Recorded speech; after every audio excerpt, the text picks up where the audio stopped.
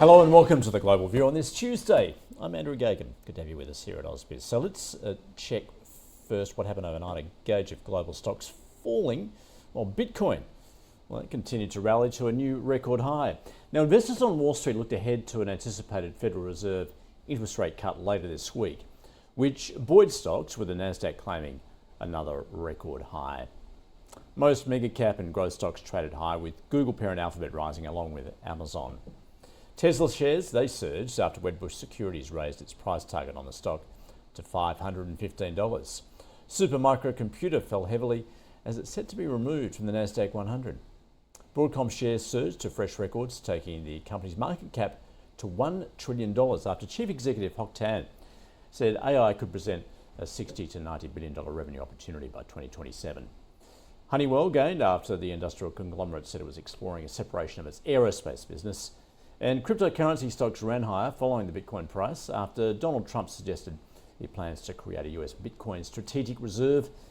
This as Bitcoin buyer MicroStrategy is set to join the NASDAQ 100. Well, US manufacturing activity contracted further in December, with a measure of factory output dropping to the lowest level in more than 4.5 years. S&P Global's flash manufacturing PMI dropping to 48.3 amid concerns that higher tariffs would raise prices of imported raw materials next year. Meanwhile, the European Central Bank will cut interest rates further if inflation continues to ease towards its 2% target. That's according to ECB President Christine Lagarde, who said if the incoming data continues to confirm our baseline, the direction of travel is clear and we expect to lower interest rates further. US Treasury yields initially dipped but then rebounded as investors wait on the Federal Reserve interest rate decision, with expectations it will cut rates by 25 basis points and signal it will pause its policy easing cycle. The 10-year note was last around 4.39%, the 2-year 4.24%. And the US dollar advanced against most major currencies. However, the euro rallied after German Chancellor Olaf Scholz lost a parliamentary confidence vote, paving the way for national elections in Germany in February. And the Aussie trading at 63.7 US cents. And Bitcoin's rally topped $107,000 overnight after Donald Trump reiterated that he plans to create a US Bitcoin strategic reserve, similar to the strategic oil reserve, stoking enthusiasm for crypto bulls. Now, checking commodities, oil futures slipped from the highest levels in several weeks on weakness in consumer spending in China. Brent crude futures almost 1% lower at $73 a barrel. Gold gained, supported by ongoing geopolitical concerns and a softer US dollar. Spot gold at $2,652 an ounce, and copper slightly weaker, while iron ore up more than 0.5% at $104 a tonne. Well, let's get across what is moving US markets. Steve Sosnick joining us from Interactive Brokers. Steve, very good to see you again. What are you making of those market moves at the moment? I see you point out it's all about the Mag 7 again. Yeah, good to see you, Andrew. Yeah, indeed, it is all about the Mag 7 once again. Sorry for the weird, I had a little camera trouble, so sorry for the weird view this time. When I look at the S&P 500, what you want to see is that there's broad performance. When you look at any index, you want to see broad performance. But the S&P 500, while it's up 0.7% month to date, it's actually been down each of the decliners have outpaced advancers within the S&P 500 all 11 of the trading days so far this month.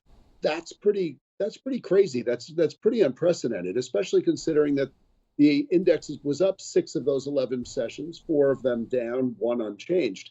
But in the meantime, you have, the NASDAQ 100 up about 5.5% over that time period. Which is just, completely different, divergent performance.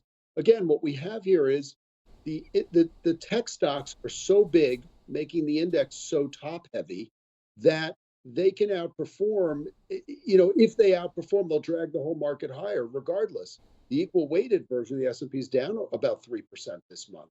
So it's really all about tech. Tesla, as you know, has been going crazy. Broadcom, as you noted, has been going even crazier, particularly the last 2 days, up about 37% or so. Yeah, that's great if you can get, that kind of guidance that they're talking about. But who has clarity up to 2027? but it doesn't matter. Traders are buying momentum. A stock breaks out, they buy it. And that's, when you get these outsized rallies, that are really dragging the index along with a very narrow amount of leadership.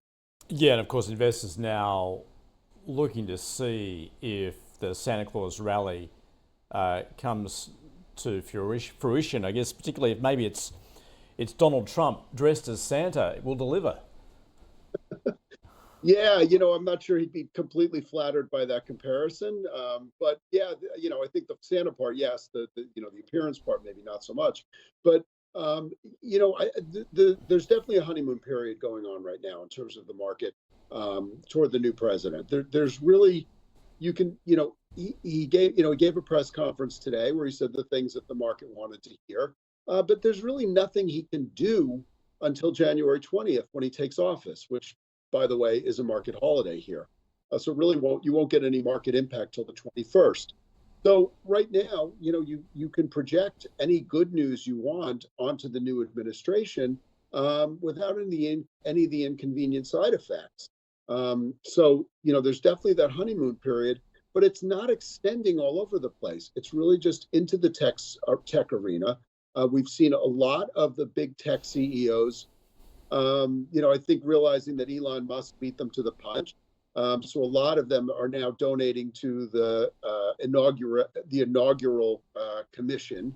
So you got Jeff Bezos, you've got Mark Zuckerberg, each writing out $1 million checks. Let me not overspeak. And then you had Masa Son from SoftBank come over and promise huge investments and big jobs.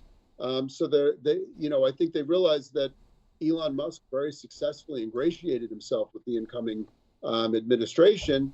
And so now they're all playing catch up because no one really wants to be behind Tesla in that regard. Yeah, interesting how that's panned out. Meanwhile, Steve, what are we seeing at a macro level at the moment? I mentioned there manufacturing contracting more than expected. Of course, this is ahead of the Fed meeting midweek with expectations it will cut by 25 basis points. But then what? The then what is really the question. The markets really anticipate, priced in about a 95% chance of a 25 basis point cut on Wednesday. That jives with the latest article from the Wall Street Journal where, their Fed reporter, a guy named Nick Timiraos, seems to, get the final call from the Fed. The weekend before the meeting. That's what happened last time when there was a bit of a debate between 25 and 50. I'm sorry, the 2 meetings ago when there was a bit of a debate between 25 and 50, and then mysteriously the article appeared in the Wall Street Journal with some unnamed Fed sources kind of guiding the market toward 50 basis points, and lo and behold, we got basis. So now the latest read is 25 basis points, but going along with what Powell indicated in some speeches recently, he's not so eager to cut rates in the intermediate term, short to intermediate term. So what you have is actually a situation where the last dot plot from September projected 4 rate cuts in 2025. The market is actually, for the first time in quite some time, behind the Fed and looking only for 2 rate cuts in that period. And so we'll have to see what the dot plot says. I think the guidance, the feeling here is the Fed is going to cut rates one last time before the new year and before the changing administration. Parenthetically, whether we need a rate cut or not, because it's not quite clear that we do. When you have markets at all-time highs, Bitcoin zooming, no concerns anywhere about companies being able to borrow money or get anything done financially. The labor market not looking particularly terrible, weak but not terrible, and core inflation running over 3%. Despite all that, the Fed is going to cut rates 25 basis points, whether we need it or not. So I think there is some recognition that maybe that's to get it out of the way, and then they can sort of shift monetary policy and play a bit more wait and see into 2025. Well, Steve, look forward to speaking with you next week to see where we're tracking and perhaps check in to see whether Santa is very much on his way on Christmas Eve. Thanks for catching up with us. Look forward to speaking with you then. Thanks for joining us from Interactive Brokers. My pleasure. See you then, Andrew. Take care. Bye-bye. Checking in on the local markets, we are expecting a lower open. This follows some negativity we saw to begin the week yesterday too. Of course, SPI futures off more than 0.1%. Stay with us. We will get right across the open in just a couple of minutes.